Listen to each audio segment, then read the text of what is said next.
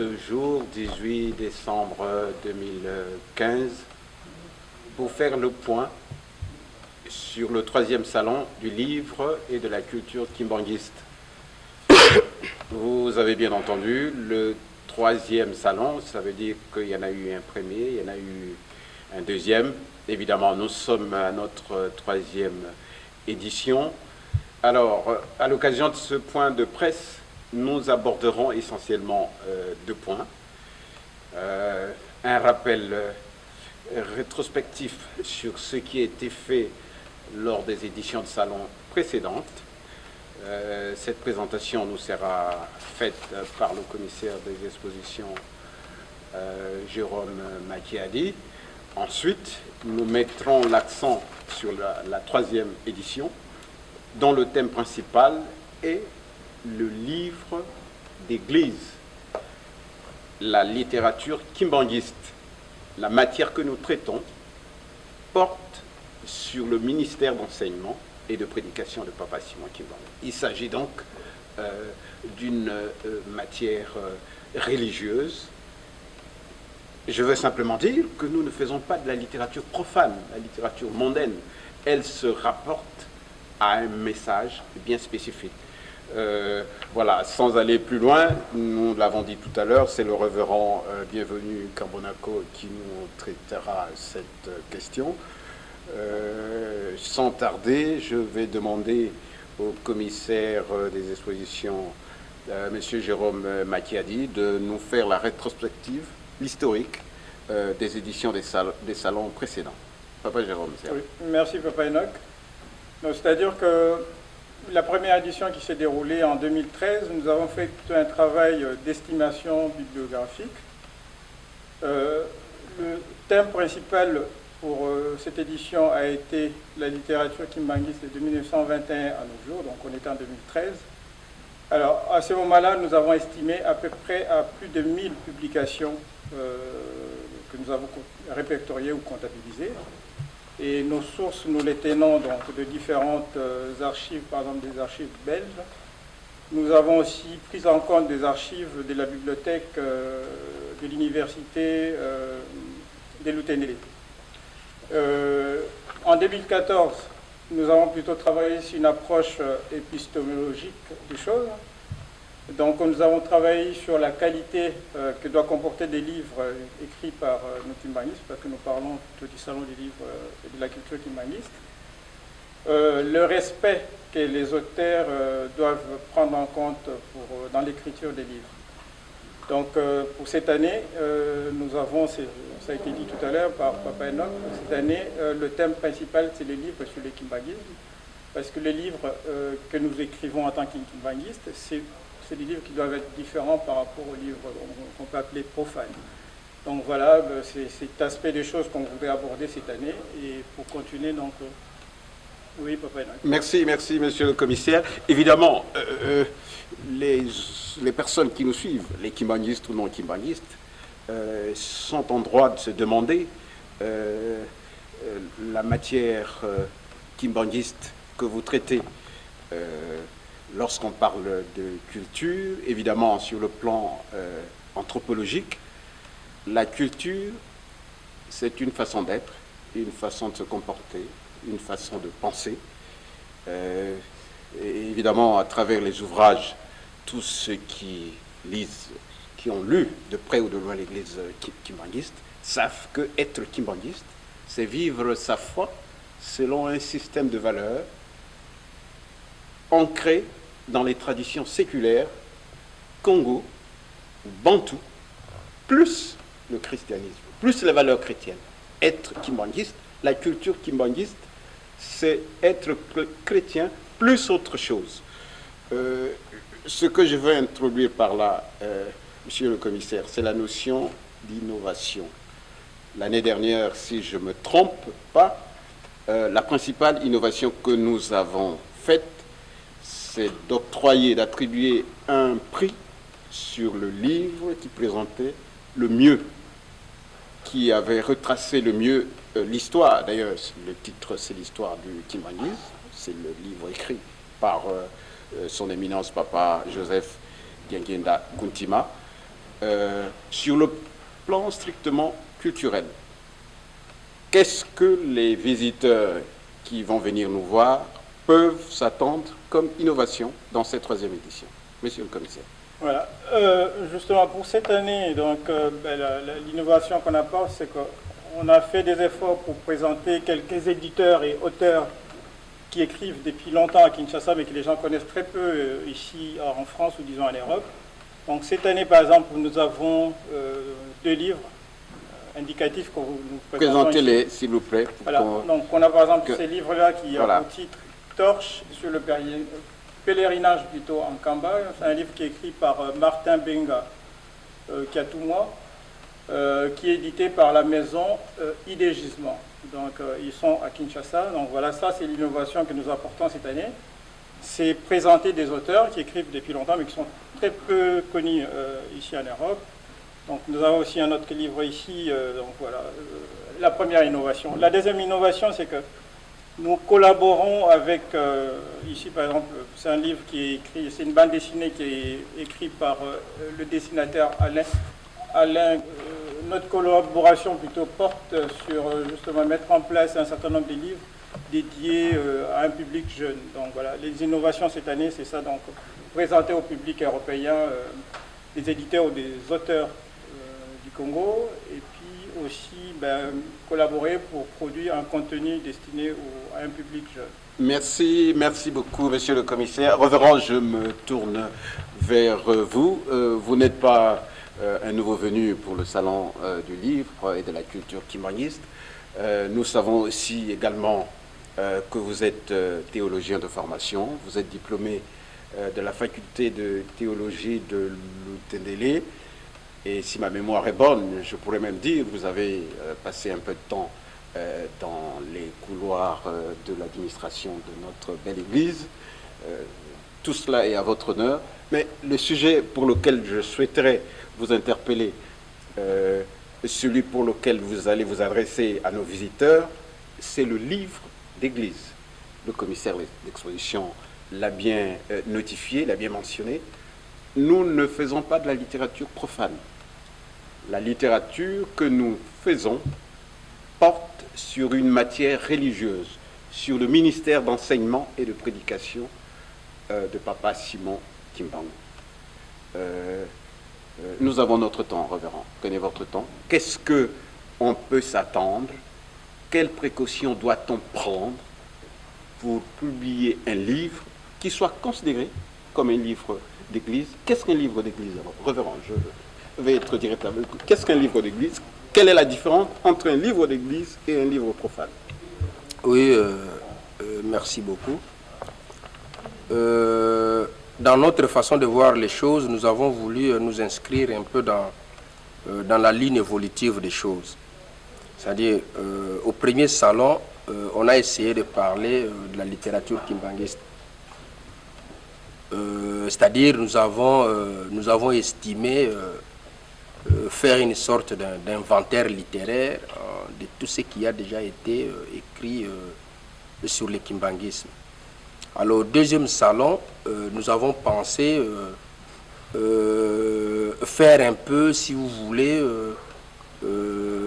une approche épistémologique de la littérature kimbanguiste, c'est-à-dire penser un peu, disons que réfléchir un peu sur la qualité, hein, sur la vertu un peu de cette littérature kimbanguiste-là. C'est pour cela on a fini par nominer un livre que nous avons considéré comme un livre qui répondait un peu à tous les critères voulus hein, sur le kimbanguisme. Alors, un peu dans cette philosophie-là de l'évolution,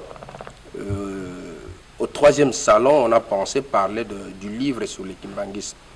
Mais peut-être une précision, c'est que nous voulons parler du livre sur le kimbanguisme. Alors le kimbanguisme en soi, d'une façon générale, tout le kimbanguisme n'est pas l'Église. Dans le kimbanguisme, il y a ce qu'on peut considérer comme un courant de pensée beaucoup plus général. C'est-à-dire le kimbanguisme comme une pensée philosophique. Et toujours dans le kimbanguisme, il y a ce qu'on peut aussi retenir comme un courant ecclésiastique. Alors, si on a pensé intituler le livre sur le kimbanguisme, c'était juste pour apporter un peu ce genre de précision, c'est-à-dire un peu réveiller l'esprit des gens sur ce que peut être le kimbanguisme et ce que peut être l'église kimbanguiste. C'est-à-dire, parler du kimbanguisme, n'importe qui peut parler du kimbanguisme. Mais de l'église kimbanguiste, n'importe qui ne peut pas parler de l'église kimbanguiste, parce que là, il faut au moins une catégorie de gens bien déterminés pour parler du kimbanguisme. C'est là où peut-être pourrait intervenir, si vous voulez, la notion par exemple de censure, ou peut-être donc disons que des commissions de censure, commissions peut-être de lecture ou de relecture, je ne sais pas comment on peut appeler cela, mais les livres, par exemple les livres de l'Église, c'est-à-dire si nous prenons l'aspect kimbanguisme comme courant ecclésiastique, là maintenant il s'agit du livre de l'Église kimbanguiste. Alors, les livres, ou bien les livres sur l'église kimbanguiste, ça voudrait dire quoi? Ça voudrait dire que c'est un livre qui doit parler de la doctrine kimbanguiste. C'est un livre qui doit, donc disons que de la doctrine kimbanguiste comme église. C'est un livre qui doit parler de la philosophie kimbanguiste comme église. Et c'est un livre qui doit parler de la théologie kimbanguiste comme église. Alors, révérend, pour être encore plus précis, surtout pour nos amis qui nous écoutent, je crois que la notion qu'il faudrait introduire à ce niveau, c'est peut-être la notion de source. Quelles sont les sources formelles et les sources informelles qui permettent de classifier, de donner une catégorie à un livre qui vient de paraître, s'il correspond à la théologie kimbanguiste, s'il s'agit de le mettre dans un courant de philosophie portant sur le kimbanguisme, c'est-à-dire un livre profane, les sources, quelles sont les sources qui sont indiquées pour permettre cette classification, cette distinction-là? Oui, mais justement, c'est ça le travail que nous sommes en train de faire. Parce que généralement, on sait qu'il y a toujours des sources formelles et des sources secondaires. Alors, en ce qui concerne, par exemple, le kimbanguisme, puisque j'ai parlé du courant, donc disons que du kimbanguisme comme courant de pensée, du kimbanguisme comme église. Alors, d'une façon générale, dans les deux courants, nous pouvons dire que nous ne pouvons considérer qu'un seul groupe de sources. Un seul groupe de sources, pourquoi? C'est puisque les premiers, c'est-à-dire les premiers qui ont parlé du kimbanguisme, que ce soit dans le cadre du courant des pensées, que ce soit dans le cadre du courant ecclésiastique, c'est l'église kimbanguiste. C'est l'église kimbanguiste qui a commencé à parler de Simon Kimbangu depuis 1921 jusqu'à ce jour.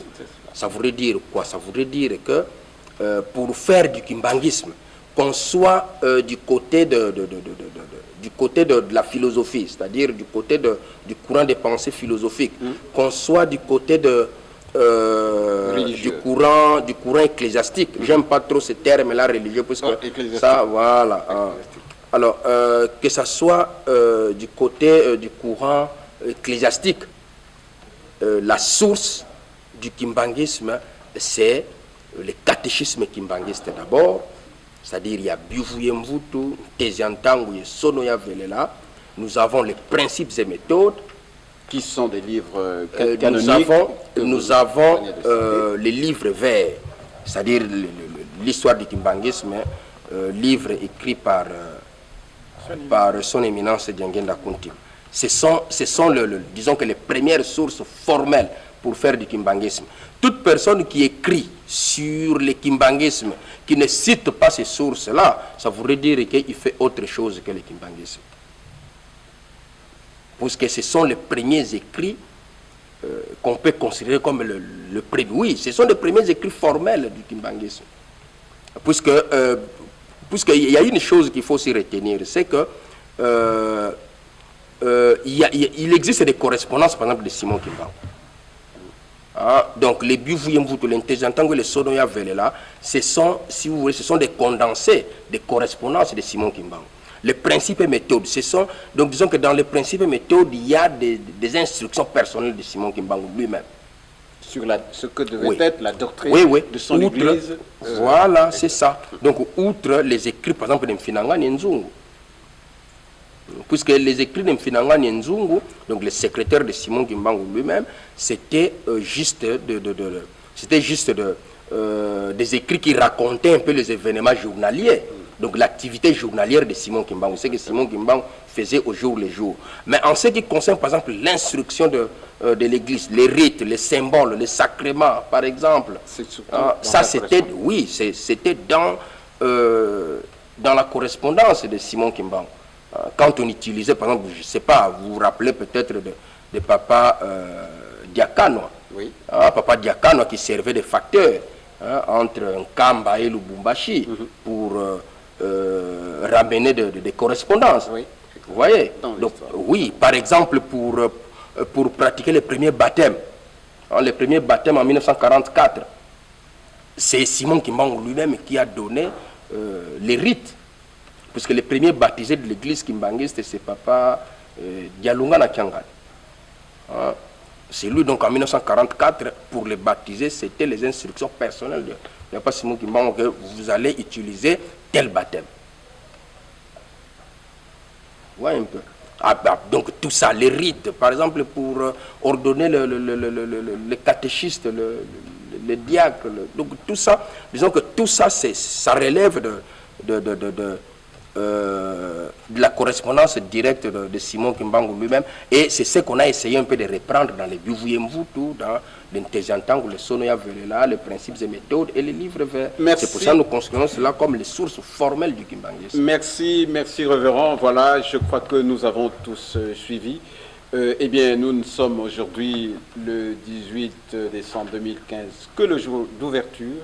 Le point d'orgue sera atteint le samedi, c'est-à-dire demain, 19 décembre 2015. Mais venez nombreux, il y aura des conférences débats, il y aura des échanges, des lectures. Nous vous attendons, des exposés sont prévus à notre programme. Mesdames, Mesdemoiselles et Messieurs, nous vous remercions de votre aimable attention. Nous avons un certain nombre d'éditeurs, d'auteurs kimbanguistes qui aident à la publication des ouvrages, des livres, des revues. Parmi ceux, je dirais même l'un des plus actifs en France, en Europe, j'ai à côté de moi le professeur Oisy Nandefo. Professeur, bonjour. Bonjour. Voilà, nous devons ouvrir ce jour le 3e salon du livre et de la culture kimbanguiste. Vous connaissez la maison, vous connaissez votre matière. Je vais commencer par une question. Qu'est-ce que les visiteurs vont découvrir au salon cette année, ou pour être plus précis, au stand des éditions Eki International que vous dirigez depuis un certain nombre d'années? Qu'est-ce qu'on va découvrir à l'occasion du 3e salon du livre et de la culture kimbanguiste? Merci beaucoup. La première chose que je voudrais dire, c'est d'encourager nettement ceux qui ont eu l'initiative aujourd'hui pour que nous puissions être à notre 3e salon de livre et de la culture kimbanguiste. C'est une initiative, bien entendu, qui n'est pas facile à mettre au point, mais là, on y est, le 18 décembre, comme on s'était dit, pour que nous puissions tous ensemble être sur les livres kimbanguistes, qui au fur des années, comme vous pouvez vous rendre compte, est en train de s'enrichir, non pas seulement par des revues ou de livres qui sont édités d'ici et là, mais pour la question aujourd'hui, vous avez remarqué que ce sont des livres vraiment en profondeur sur la théologie, sur le kimbanguisme, qui va être à mesure d'être présenté par tous les éditeurs qui vont être là. Bon, en ce qui concerne notre maison d'édition, qui aujourd'hui englobe les travaux qui sont effectués, non pas seulement au niveau de l'entraide kimbanguiste, qui est une maison d'édition, disons, traditionnelle, parce que nous avons commencé depuis 1992. Il y a maintenant ce qu'on appelle la Gazette Qui, hein, la Gazette, une petite revue qui est... Une grande revue que nous lisons, que nous recevons d'ailleurs dans notre paroisse. Je la connais très bien. Merci, qui est éditée et surtout de travail immense que la révérende Maman Gisèle Boukou, qui est à Rennes, qui nous fait un travail remarquable, qui est présenté dans notre stand comme vraiment une nouveauté avec le 9e numéro qui va être présenté demain déjà. Et en plus, à part ça, nous avons de livres traditionnels, surtout les recueils de cantiques kimbanguistes, édités en 1992, qui a toujours son petit succès, et d'autres livres, entre autres celui que j'estime contenir une bonne philosophie, une bonne matière du kimbanguisme, qui s'appelle Le Sens Loi Kanda Diabandoum, qui contient le texte en original, en kikongo, de tout ce que nous avons pu regrouper sur ce que Papa Simon Kimbangu lui-même nous a laissé à travers lui-même aussi à travers ses disciples. Professeur, nous avons une dernière question. C'est une question qui revient régulièrement de la part de nos visiteurs ou de certaines personnes qui nous côtoient. La vocation littéraire. Les gens des écrits ont des récits ou parfois des carnets de cantiques qu'ils ont hérités de leurs parents, de leurs grands-parents. Comment faire en sorte que ces carnets deviennent des livres, ceux qui ont la vocation de l'écriture? Comment nous avons évoqué tout à l'heure la question de l'épistémologie, c'est-à-dire la mise en forme des écrits qu'on a parfois en vague. Est-ce qu'au niveau des éditions Eki internationales, il y a ce processus d'aide? Est-ce qu'on peut orienter ces gens-là vers votre maison d'édition, professeur? Voilà, merci. Bon, je vais prendre l'exemple du livre du 2e tome du livre qui va être édité sous notre responsabilité sur l'ensemble de ce que Papa Simon Kimbangu Kyangani aujourd'hui nous donne comme discours, comme prédication, comme enseignement de tous les jours. Bon, ce livre-là, le 1er tome, il avait 319 pages, le 2e, il va avoir 220 pages, donc nous avons pu regrouper d'abord dans son originalité, c'est-à-dire tout ce que Papa Simon Kimbangu dit intégralement,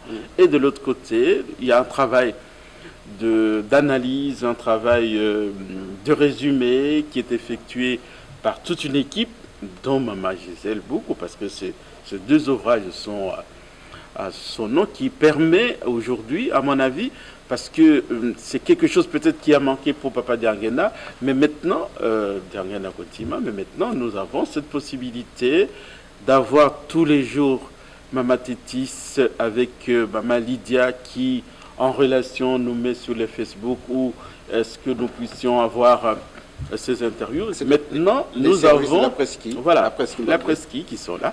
Donc maintenant, nous avons 2 ouvrages. Au total, ça va faire 500 pages, c'est-à-dire des paroles de Papa Simon Kimbangu Kyangani depuis 2002 jusqu'à maintenant, qui va sûrement, quand nous ne serons pas là, être l'une des bases de ce que les autres chercheurs vont pouvoir puiser à l'intérieur pour pouvoir analyser la pensée philosophique du cubanisme. Et c'est dans cet état d'esprit que l'on peut dire que tout ce qui peut avoir des documents annexes, mais que nous connaissons, que nous estimons être des documents de base, nous sommes là pour pouvoir relire, orienter et coordonner l'édition de ce genre des ouvrages. Merci professeur pour toutes ces précisions. Je tenais, ou nous tenons, le commissaire des expositions, M. Jérôme Makiadi et moi-même, à remercier les amis de la Presqu'île, et notamment notre ami Edino qui tient l'édition web panzasangoyakongo.com qui nous réalise ces images. Voilà, le rendez-vous est pris pour demain 19 la grande journée du Salon du livre et de la culture kimbanguiste. Merci beaucoup. Nous remercions aussi la Ratelki, remercie la presse kimbanguiste écrite, mais aussi la Ratelki qui est la radio-télévision kimbanguiste.